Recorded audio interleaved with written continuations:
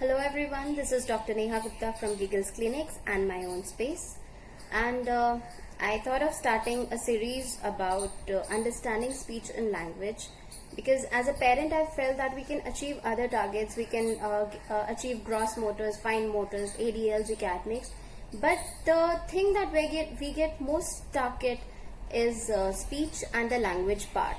It's either too hard to get the speech out of kids, or even if they are speaking, then the language issues are a lot. So this is going to be a series of videos, and this is my first video where we'll be talking about what is language, what is speech, what are the components of speech and language, and how exactly is the speech sounds produced. So starting with what is language. So language is the communication of feelings and thoughts through a system of particular signals like sounds, voice, writing, or gestures or signs. So language is broadly of three types: a spoken language, written language, and sign language. So the main rules of the language are, first the child should know what a word means, that is vocabulary, then how to make new words, then how to put the words together in a sequence to form a sentence, and how to use that sentence in particular scenarios, like whether it has to be used as a statement or it has to be used as an interrogative question.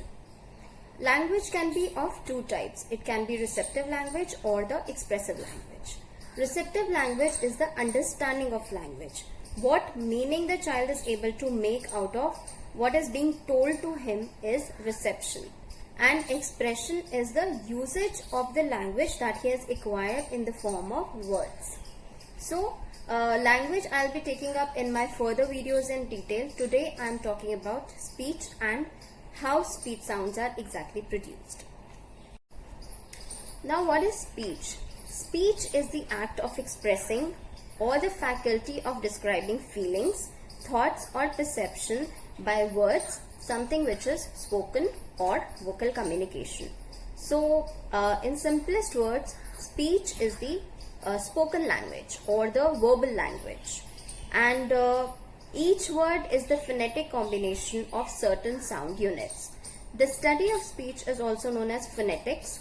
Phonetics has three components: articulatory phonetics, acoustic phonetics, and auditory phonetics.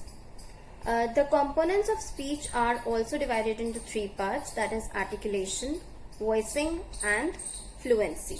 Articulation is the way each speech sound is produced. Voicing is the breathing process which leads to the vocalization or production of voice, and fluency is the rhythm of talking or producing sounds without hesitation. So when we talk of speech sound productions, the process starts from hearing. I'll start with the phonetics. I mentioned there are three components or three parts of phonetics. So auditory phonetics deals with the speech perception, or what the child is hearing and making the sense of. So when a child is not speaking or is delayed, the first thing that we say is check for the child's BERA, or check for child's hearing and get a BERA test done. That is because if the child cannot hear properly, then obviously there will be problems with speech. So auditory phonetics is the part where the speech sound is heard and it is interpreted in the brain. Okay, and this is known as speech perception. I'll be taking up speech perception and auditory processing in my next videos. So I'm moving quickly from auditory to articulatory, which I'll be talking about in detail. And the next one is articulation or articulatory phonetics, where the actual speech sound production happens. So the production of speech sound doesn't happen at the level of the mouth. It starts from the level of the lungs. There are three things involved in the production of a speech sound. The first one is airstream mechanism. Airstream mechanism is the way the air is regulated to produce the speech sound.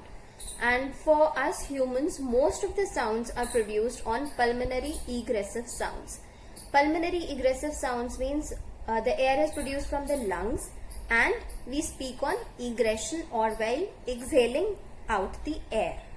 So almost all the sounds that we make are of pulmonary egressive mechanism.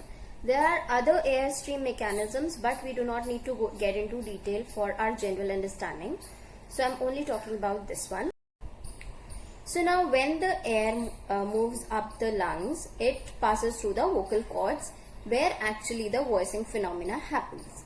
Vocal cords control the pitch and the loudness of the voice, and the way they contract or relax, the frequency with which the vibration occurs in the vocal cords decides the amplitude and the pitching of the voice. So if there's an issue with the vocal cords, again there will be a problem in speech production. Now when the air moves from the vocal cords to the upper region, it either gets manipulated in the mouth or the nose to produce the specific speech sounds. Like if M has to be produced, then the air will go out through the mouth and the lips will produce that seal. If N sound has to be produced, then the air will be exhaled out through the nose to produce that N sound. So many a times we see that the kids are not responding to the traditional speech therapy where we're using two components, that is the visual and the auditory, and the child is supposed to imitate the actions or respond by what he's hearing. So it is like do what I do and say what you hear. So many kids fail at that level because there are articulatory issues involved, there are motor issues involved, there are sensory issues involved. So for those kids we need a third component, that is the tactile system. So we need to tell them where exactly the articulators have to be placed so that a particular speech sounds can be produced. Also kids having oral sensory issues, things like dyspraxia, apraxia, dysarthria, or other motor planning issues, motor weakness issues, muscle weakness issues, they will have problems in articulation. And also we will see there is speech clarity issues if the articulation is not proper. So when we start with articulation, the first and foremost thing that we need to take care of is the jaw strength. Jaw forms the foundation of everything that is being produced in the mouth. So it's not just that if the child is chewing, then the jaw strength is fine with my kid. No, it doesn't happen that way. The strength has to be graded, and he should be able to stabilize the jaw to produce the speech sounds. And it is not that we want to make everything perfect, but if we start compensating a lot right from the beginning, then when it comes to the fluency level, that is talking in rhythm without hesitation, the child fails at that level because he is fixing each and every sound. So if we go and do not use compensatory mechanism as much as possible, but again if there are functional limitations, there are structural limitations, yes, we will go for some compensatory mechanisms or fixing mechanisms, but they should be avoided as much as possible to have a better fluency in the future. So after the jaw comes the lip exercises and then the tongue exercises.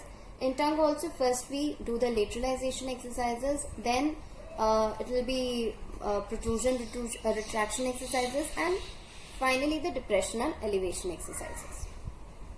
So now if the child has sensory issues, then also he will have problems with feeding and speech, maybe even speech clarity. So what are the sensory issues that a child can have? A child can be over responsive, he can be under responsive, he can be having mixed sensitivity, he can be having fluctuating sensitivity and tactile defensiveness.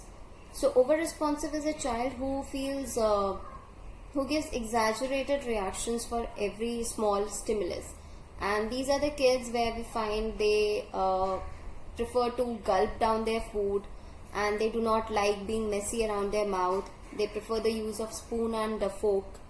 So these are the over responsive kids. For under responsive kids, we find them they are very sensory seeking, so they want to put everything into their mouth. They have mouthing habits.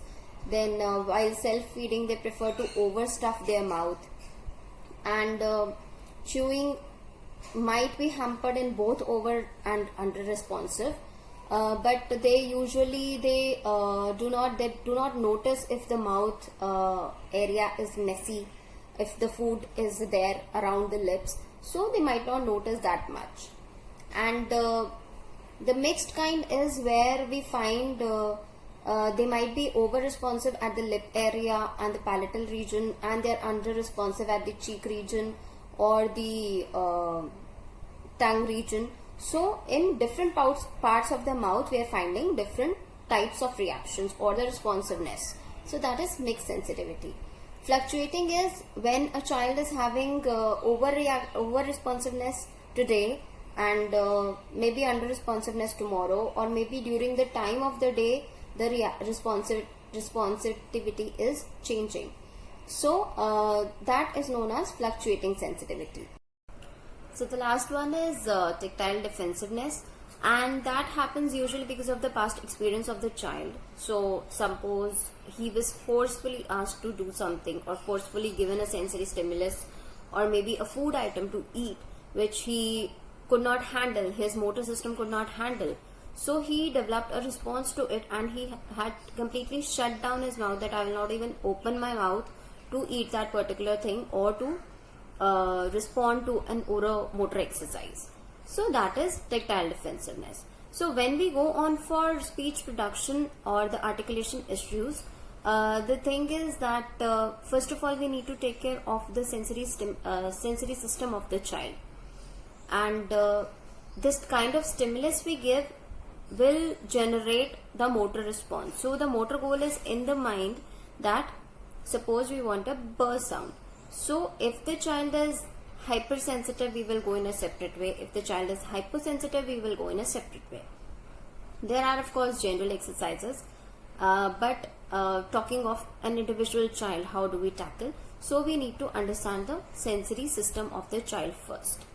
And invariably what we are seeing in the therapy is that we are invariably using the vibrations. So the vibration is a very high tactile cue system, and it should be used judiciously, because if a child is over responsive, so we cannot expose the child the first line of treatment or the first line of exposure. So vibration should be used very judiciously, and especially for over responsive kids. If we expose them to vibrations on the first go, they become more defensive. Although with repeated discomfort, they do get habituated, but if we go about in a graduated way, why to expose them to vibrations on the first go? First, let's tackle with the massages, with the tooth aids, with the cloths, with other desensitizing agent, and then finally move on to the vibrations. So the child's compliance increases and he is more likely to cooperate and more willing to do what you want him to do. And if we do the things that the child's system is not able to take, then obviously no child will be happy to produce sound, and in fact we will face more reluctance and more retaliation from them, that I'm not going to say. And ultimately the speech has to be produced from them, from their mouth, so we need their cooperation. So we need to understand the system and then go about it.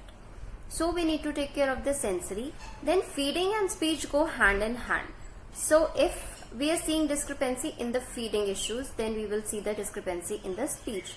And if it is in speech, we will see in the feeding. They usually coexist, however they can separately exist as well. But many techniques that we use are through feeding, which help in speech clarity. And it is a matter of patience also, because the muscles have to learn the way they have to articulate, and it takes some time. It takes quite some time actually to build that muscle memory. If t has to be produced in a certain way, first the child has to understand where am I supposed to put my tongue. So t, if he is not understanding visually, he is not understanding by auditory, so we will give him that tactile cue to tell him where exactly he needs to put his tongue through the instruments. So once we teach him, we have to give enough repetitions so that the tongue exactly knows where to touch to produce the t sound. Now talking of articulation, there are mainly 4 types of articulation errors. First one can be omission, that the child omits one sound, generally the last sound of the word, and suppose he has to say dala, then he will say da, or anything karna hai to kar pe he will stop the word. Then it can be addition of a sound. Suppose if he has to say two, then he will say two la, or three la. So an addition of a sound is an articulation error. Then it can be substitution. So instead of ta, he might be saying ta, or instead of sa, he might be saying da.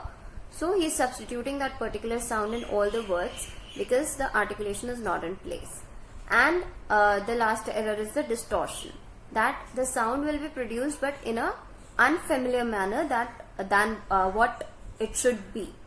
So the word will not seem proper, will not be heard properly. So this is mainly about articulation. So articulation plays a huge role in speech sound production as well as in the speech clarity. And if the child is not responding to the traditional therapy, then we should think of the next thing, that is the oral placement therapy. So we have 2 types of speech sound disorders, that is articulation errors and the phonological errors. So phonological errors and speech perception and auditory processing I'll be covering in my next video, and from henceforth we will be moving on to language issues. So thank you, and I'll come up with a part 2 very soon.